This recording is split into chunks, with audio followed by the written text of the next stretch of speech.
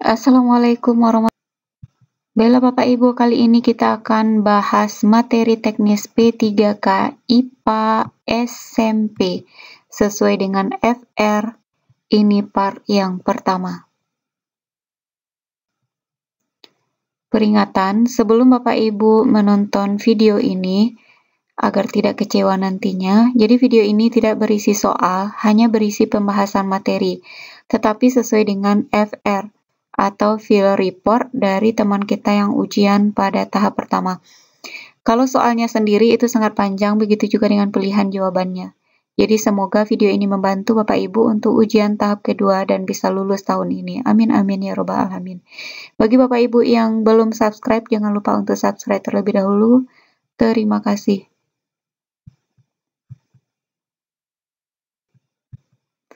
Yang pertama, pada soal yang dimintanya yaitu tentang lingkaran tahunan, tapi saya tidak tahu pasti apa yang ditanyakan, jadi kita bahas saja semua yang berkaitan dengan lingkaran tahunan.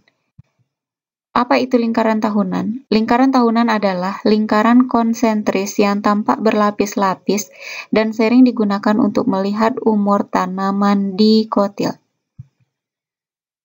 Bagaimana lingkaran tahunan bisa terbentuk? Lingkaran tahunan terbentuk dari akibat pertumbuhan sekunder batang, aktivitas di jaringan kambium.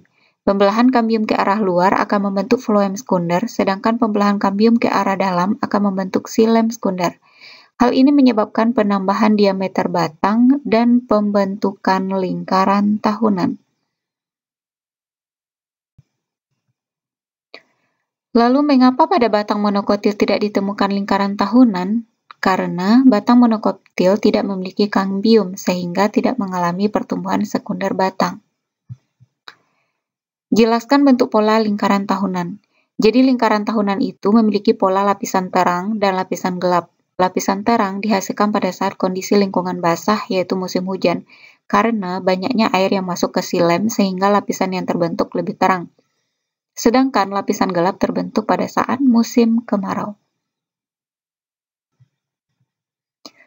Mengapa ada lingkaran yang tebal dan ada lingkaran yang tipis? Apa penyebabnya? Jadi lingkaran tahunan itu memiliki ketebalan yang berbeda. Tebal yaitu pada saat musim hujannya yang lebih panjang dari musim kemarau, dan tipis pada saat musim kemarau lebih panjang dari musim hujan. Jadi tebal tipisnya lingkaran tahunan itu tergantung kepada musim. Lalu apa yang bisa kita baca dari lingkaran tahunan? Yang pertama yaitu umur pohon. Caranya dengan menghitung jumlah lingkarannya. Yang kedua, mendeteksi apakah pohon tersebut sempat terkena kebakaran atau tertimpa pohon lain. Yang ketiga, menentukan musim selama 1 tahun pohon tersebut tumbuh. Nah, ini adalah gambar dari lingkaran tahunan. Jadi kita bisa baca yang pertama, hitung jumlah lingkarannya, maka itu adalah umur dari pohon. Yang kedua, lingkaran F ada kerusakan menunjukkan bahwa di tahun tersebut pohon ini pernah mengalami kebakaran atau gangguan lainnya. Yang ketiga, lihat ketebalan lingkaran. Jika tebal, berarti di tahun itu musim hujannya lebih panjang dari musim kemarau, dan sebaliknya. Peringatan, sebelum Bapak Ibu menonton video ini, agar tidak kecewa nantinya, jadi video ini tidak berisi soal, hanya berisi pembahasan materi, tetapi sesuai dengan FR atau Field Report dari teman kita yang ujian pada tahap pertama. Kalau soalnya sendiri itu sangat panjang, begitu juga dengan pilihan jawabannya. Jadi semoga video ini membantu Bapak Ibu untuk ujian tahap kedua dan bisa lulus tahun ini. Amin amin ya robbal alamin. Bagi Bapak Ibu yang belum subscribe, jangan lupa untuk subscribe terlebih dahulu. Terima kasih.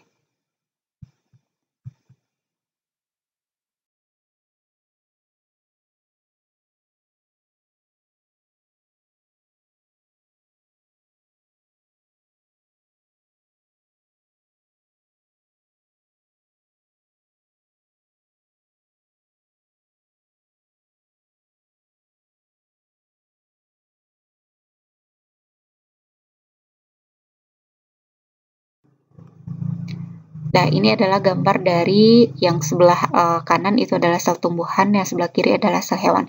Jadi sel tumbuhan tidak memiliki lisosom dan sentrosom atau sentriol, sedangkan sel hewan tidak memiliki sel wall atau dinding sel, kemudian kloroplas atau plastida, dan amiloplas.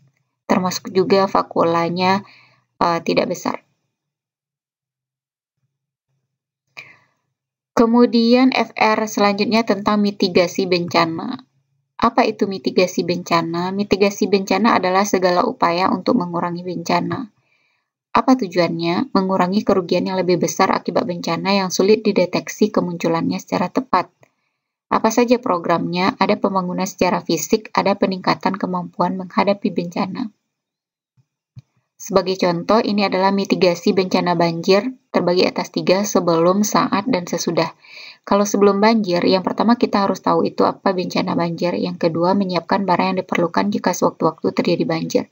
Yang ketiga, menyimpan surat berharga dan harta benda di tempat yang aman. Yang keempat, mengurangi pembangunan di daerah bantaran sungai, membuat selokan atau kanal, tidak membuang sampah sembarangan apalagi ke selokan, membuat tanggul atau waduk, dan membuat rumah tipe panggung. Lalu saat terjadi bencana banjir, ajak orang sekitar untuk mengungsi ke tempat yang lebih tinggi. Jangan panik apabila terjebak dalam bangunan, raih benda apa saja yang bisa membuat kita untuk mengapung. Dengarkan informasi darurat tentang banjir, matikan saluran listrik agar tidak kesentrum, selamatkan barang berharga agar tidak hanyut terbawa oleh banjir. Lalu setelah banjir, yaitu menuju tempat pengungsian, mengecek anggota keluarga, kembali ke rumah jika dirasakan sudah aman, membersihkan sisa banjir, dan menjauhi kabel atau listrik. Yang kedua yaitu mitigasi bencana gunung meletus. Sebelum terjadi, sadari jarak dan level kerawanan rumahmu dengan gunung berapi. Pantau berita tentang status gunung api, ikuti arahan petugas, hafalkan jalur evakuasi. Jika status meningkat, ajak keluarga untuk menyiapkan kebutuhan penting untuk segera mengungsi, seperti makanan, minuman, obat-obatan, masker, uang tunai, senter, pakaian, kemudian pakai masker. Kemudian saat terjadi bencana, segera menuju titik tumpul, hindari arah angin yang searah dengan abu vulkanik, kemudian hindari daerah lereng gunung, sungai aliran larva atau lahar, dan lembah. Pakai masker dan kacamata pelindung, serta hindari penggunaan lensa kontak. Kemudian FR selanjutnya tentang perubahan iklim. Apa itu perubahan iklim? Perubahan iklim adalah perubahan signifikan pada iklim, suhu udara, dan curah hujan akibat dari naiknya suhu bumi sebagai dampak dari pemanasan global.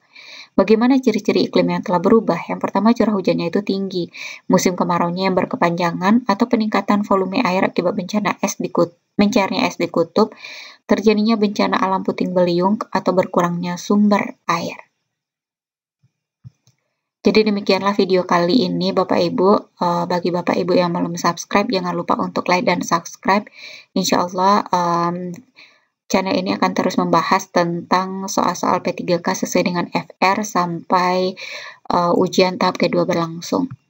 Kemudian doa saya, semoga Bapak Ibu lulus semuanya tahun ini. Amin amin ya robbal alamin.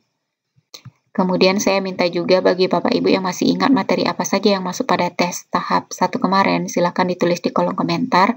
Nanti kita akan buat pembahasan materinya. Semoga video ini membantu. Saya sudahi dengan Assalamualaikum warahmatullahi wabarakatuh.